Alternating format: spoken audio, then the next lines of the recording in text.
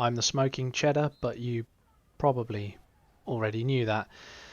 Today is another deep dive, and we are looking into the Super Heavy, the original soaking unit for all of your base-to-base needs. So as always guys, make sure that you are comfy, you have a drink and some snacks, and your partner is watching a Harry Potter movie and your earphones are in or on. Because as always, we'll be looking at the tech, the officers, and some scenarios on how to use them. And for those of you wondering, this evening I have myself a nice big cup of tea and what's left of a bag of popcorn that my wife seems to have savaged.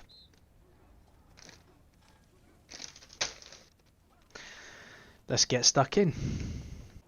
We'll look at the attributes page first. Because on paper it looks like quite an interesting unit. Looks like it's got a very good personal damage multiplier, a pen damage multiplier, and an armour damage multiplier. All look exceptionally good. Now this one here is the only one I had in my inventory to show you, so the pen depth is lower than what it should be because this is not a modern, this is a classic Super Heavy, but the multipliers carry through regardless of the actual pen depth of the unit. So on paper, these look like quite nice tanks. The problem is when you utilise a Super Heavy, the squadron consists pretty much of two tanks that you can see. And as I explained in the blast damage video, the damage received and the damage being dealt is represented on both of these by the units that are visible in the tile. Now that doesn't matter if you're using light mode or not, it's for normal mode. So if you are in light mode, it still counts as there being two units, even if you can only see one. The same with the infantry and the tanks and the artillery, etc, etc. So realistically, these aren't actually that great at fighting, but that's not what we're using them for.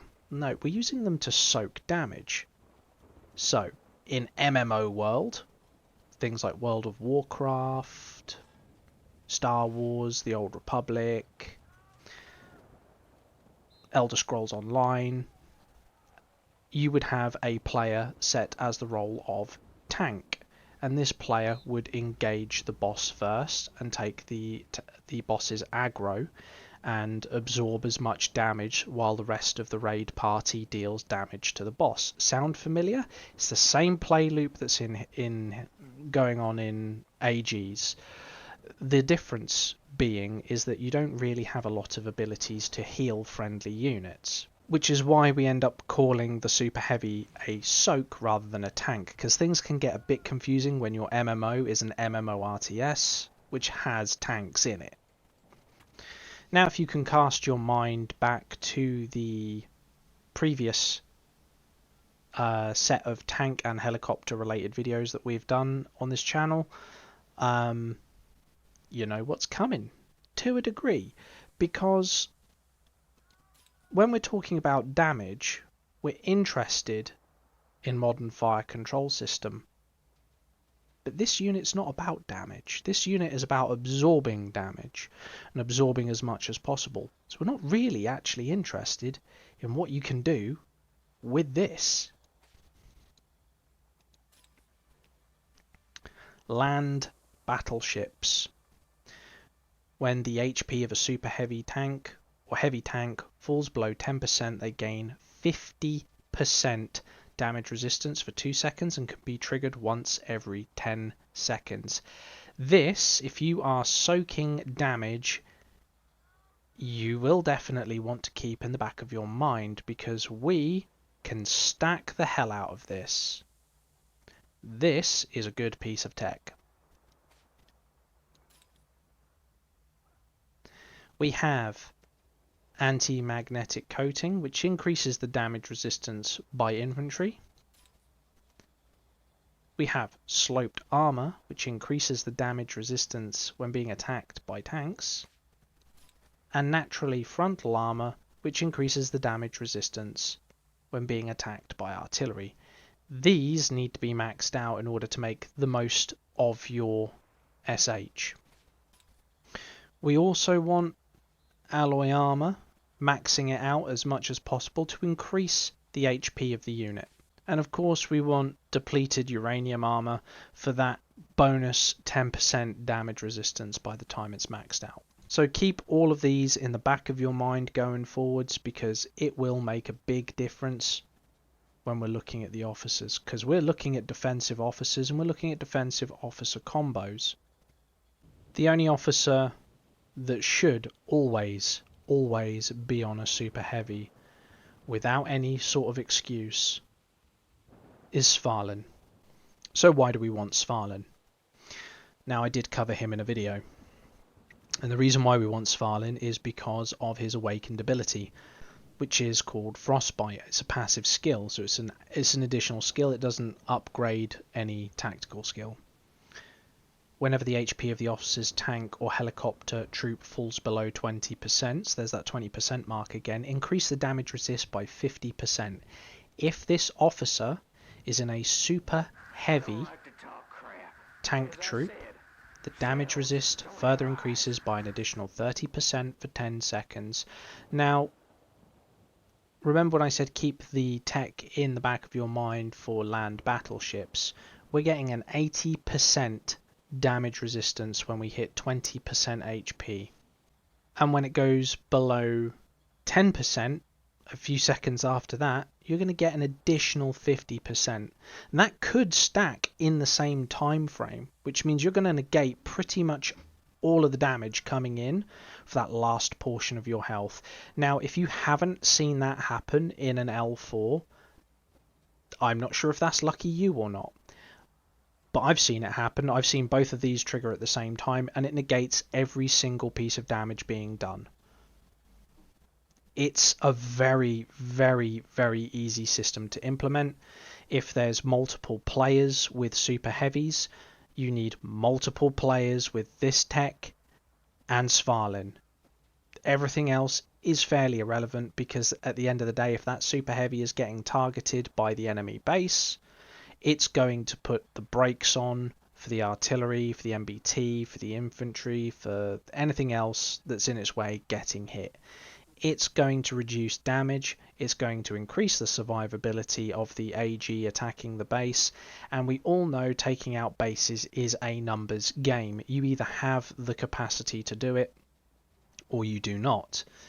And one of the biggest ways you can get that capacity is through using Svalin and this tech. Now obviously he also grants a shield to the unit as well, and if he is in a tank or helicopter, the skill of that shield is increased by an additional 25%. 1875 for a shield. What other skills does he have that are useful? We get an HP buff of up to 40%, which will affect the amount of damage you can take, and it will also affect the shield, which is very handy. And we also have a damage resistance stat, and as we know, additional damage modifier that reduces all types of damage taken. All types, that includes your skill damage. This stat is countered by damage intensity, so the whole point of your SH at the moment, at this point in time, is to stack the most amount of damage resistance possible, so it takes less damage. The HP used to be more important with the increase of the shield, but with the introduction of damage resistance and damage intensity, it's clear that damage resistance is far better. So, with that being said, this is going to be somewhat similar to the ATG video, wherein every officer we talk about from this point on is either going to be the captain or aide, but is always paired with Svalin, because much like the ATG, the SH is a fairly limited unit. It's a one-trick pony. It doesn't really do a great deal. Yeah, it can soak up damage in the field if the enemy's stupid enough to shoot at it, which I have seen in an L4, believe it or not. I've seen that multiple times in an L4. Guys, just drive around it. It's slow, it doesn't hurt. just drive around it. Just go around it. You don't need to engage them. I get ahead of myself. So, the question is, who do we pair him with? In this instance, you probably would want Steel Fighter to go first because she has the better shield, only by a very small margin, but that doesn't really matter too much. I mean, we're talking like about 125 coefficiency, so the shield's coming off and then it's being reapplied instantly. Yes, you probably want the better shield on first, so the unit takes less damage with the first wave of attacks. But you could stagger it the other way around. It probably wouldn't make any difference, as both of their awakened skills are passive. We have a blast mitigation bonus here as well, which will reduce the amount of damage that you're taking from things like Liberty howitzers. We also have a damage resistance buff and an HP increase when using Steel Fighter, and also she's pretty good in a defensive role as well on the SH, as it reduces the amount of skill damage the base can take while the SH is garrisoned there by up to 30%. And 2000 coefficiency on a shield is pretty good. So for the most part, I would say you want Svalin and Steel Fighter. Now, are there circumstances where you would not want this combo? Potentially, because, well, war is a business, and in business, Uncle Ivanikov is a thing, and he does the defensive thing a little bit better, but the shield thing a little bit worse. So we get a 1800 coefficient shield, which is a little bit less than what Svalin's going to be putting out, but we do get a damage resist in its place. And that's very nice, 15% damage resist. We're also getting a normal attack resilience buff, which is very nice. That is, again, works the same way as damage resistance, except normal attack resilience deflects normal attacks only. It's not all sources, it's just standard shot coming out of one unit and landing on another. We also have an HP increase for the unit, which is going to affect the shield and the overall survivability. We also have a damage resistance and damage intensity coin flip here, so the longer he stays alive, the higher that's going to go up, which is very nice. And he does get 10% more on the base resilience, and he does increase the HP recovery rate of the base by 5%. So technically he's better than Steel Fighter, but his shield is worse.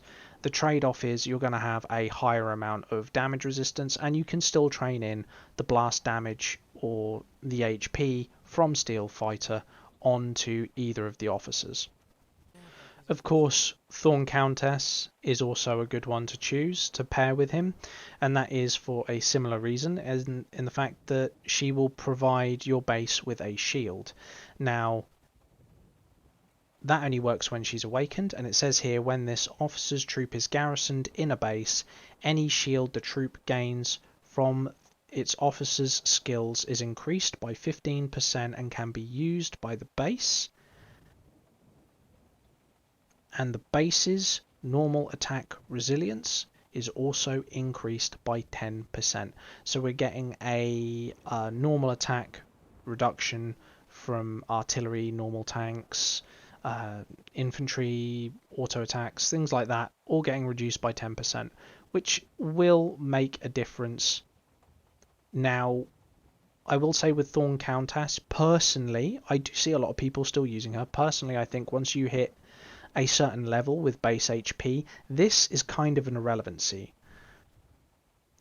I mean, it helps to a point, and then once you reach that point, I personally don't think it's particularly useful to have her. I think she's very good sort of silver 1 down to silver 3, but if you're in gold or above, where your base is either going to be obliterated in 10 seconds or you're going to have so much HP it's going to last 2 minutes, this shield is going to do nothing for you either way, and neither is that 10%. You'd be better off having Uncle in that sort of scenario, where you have more unit damage resistance, and you can go on the attack and be the aggressor.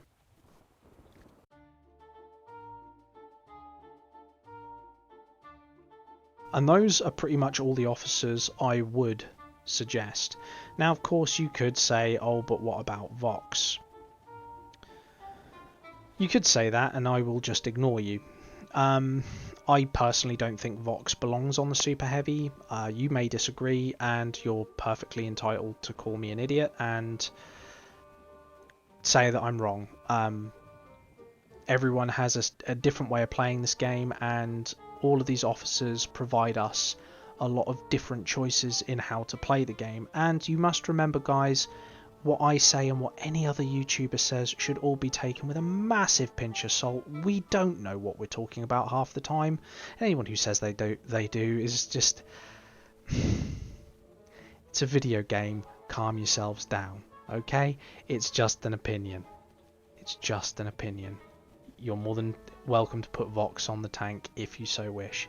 I wouldn't personally, but that is entirely up to you. It's not that she's not capable. She does provide damage resistance bonuses. I just think there's more efficient ways in which you could use Vox. So, the scenarios. There's only two in which you would use the SH, and that is to increase the base's defense. In that scenario, that would be the only scenario in which Svalin would not be considered whatsoever. You would be using Uncle and Thorn Countess for the 40% skill damage reduction and for the base shield. And on the offense, you have options to choose from, whichever suits you personally the best. And Svalin, there's not a great deal that can be said about the SH. We all know how it's used. It's not a field weapon. You drive it right up to the enemy base, you attack the enemy base then aggroes onto the SH, and the artillery and the MBTs and the helicopters open fire. It does what it says on the tin. The best thing we can do for the SH is look at what is inside the enemy base, and from there we can manipulate what we train onto the SH in terms of, do they have more artillery? In which case, yes, we probably need to train in more blast damage resistance.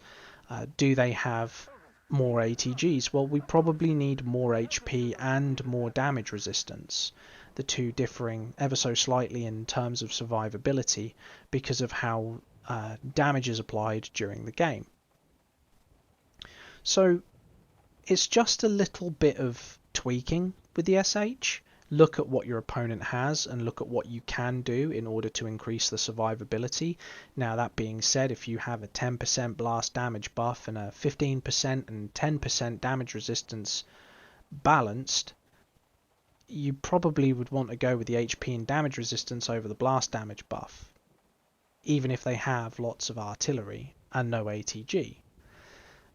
Use your common sense and trial and error. We're going to find out what works as we go through the game, as we play the game. Now, of course, I do get some gold players come down and watch these videos, but these videos are targeted at silver players. Now, that's not to talk down to anyone who's coming here from gold. It just isn't. A lot of people come here for different reasons. And it's a bit of a off the cuff, just thanks for being here. We're about to hit 1,000. We're just sitting right on the edge of that. We are going to do a Q&A live stream. I'm going to rob that idea straight off Fubar. I'm sorry, Fubar, if you watch this, but I liked the idea. It was a good idea, and I put a community poll out, and you guys said that it was an okay idea, so we'll do that. I'll play this and you can come and drop by and say hello. When it's going to happen, don't ask me. I don't know. Also, I have now, for full disclosure, entered the content creators program and I have been accepted. What does this mean for the channel? Well, this means that I will probably continue making content in terms of warpath for a considerable length of time. If I receive anything through Lilith. I will tell you, hey guys, I got this, and it is effectively a paid review. Am I going to treat it as a bootlick? No. Anyone who's watched my videos for more than 5 minutes will know that I am going to straight up tell you what I think, and that is whether you want to hear it or not. And as always, the biggest controversy in that is this guy. People still argue with me that he's a good officer. I'm sorry, there's nothing you can say that is going to change my mind. He is a trash officer. Yes, you can sit there and say, but he was good when he came out. Yeah, he was 3 years ago. Time's moved on. We've got more officers. I'm sorry you wasted your money. Everyone hates it when I say that if you've put money into him, and I've put money into him as well now because I wanted a skill, which you can see on the screen. But we're not here to talk about that. We are here to talk about the SH, although we have kind of finished because there's not really much else to say about the SH. And I just wanted to add that in as a little bit bonus towards the end. I will be doing a 2.0 of my setup. A new video will be coming once I have completed the deep dive series, which will culminate with the infantry, which will be coming next.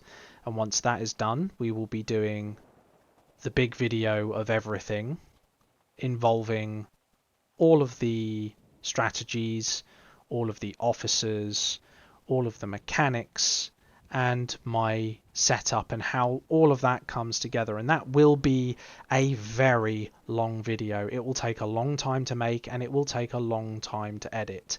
And this time, I promise I will iron out the 3 mistakes that I left in from last time, because I just got a big ribbing for that over in the Warpath Discord. Yes, I left it in. Why did I leave it in? I was too lazy to edit the 3 mistakes out, because at the time I was getting 10 or 15 views per video, and I simply didn't care.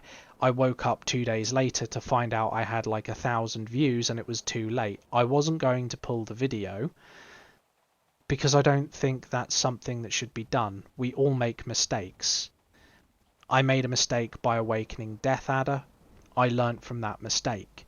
I made a mistake by releasing the video with things I said in it which I knew after I'd done the editing, during the process, before I'd uploaded it, to be wrong, and I left them in there and still done it. So I've left it up for now.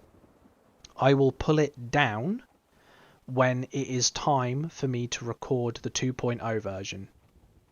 So that'll be in the next week or so. It's going to be soon. I have time coming off as well. I have time off coming up as well soon, so you might see a slight increase in frequency of videos over a short period of time. Don't worry. It's normal, maybe ish. So that was the deep dive into the super heavy. It takes damage from bases. It takes a beating. It does what it says on the tin. It's just a heavy unit that is designed to be shot and soak up damage so the artillery can yeet stuff at a base.